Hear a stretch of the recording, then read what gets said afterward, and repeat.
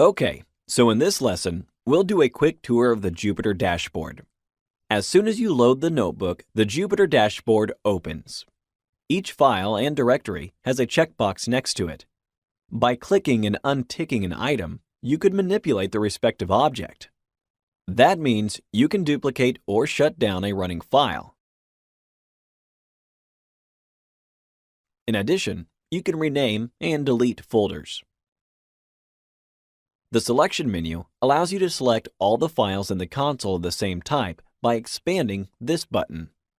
For example, you could mark all the folders or all the running files.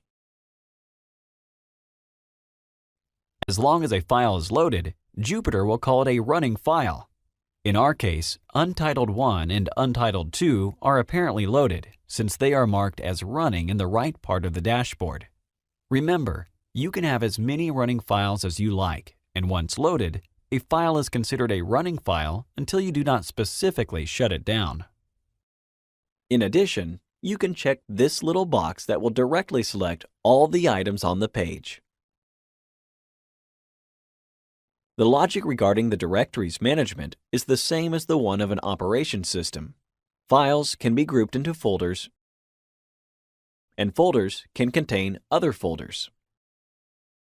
From the Upload button in the top right corner, you can upload a notebook into the directory you are in. The Standard Explorer box opens, and when you select a file, you can click on Open, and it will immediately appear in your directory. Finally, you can expand the New button.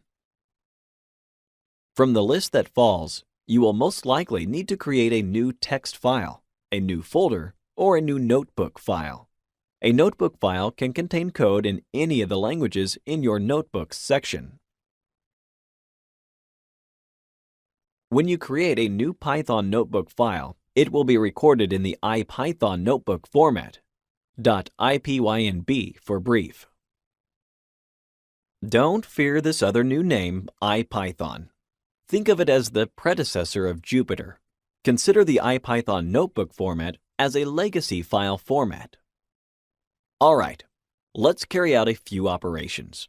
I will rename this folder to Exercises. Okay, done. Now, I will create a new IPython notebook file by expanding the New button and selecting one of the two Python formats I have here. Let's use the default Python format. The browser immediately opens a new tab for me. This is the interactive shell we mentioned earlier. Here, you will write your code and see its output. More on that in our next lecture. Thank you for watching.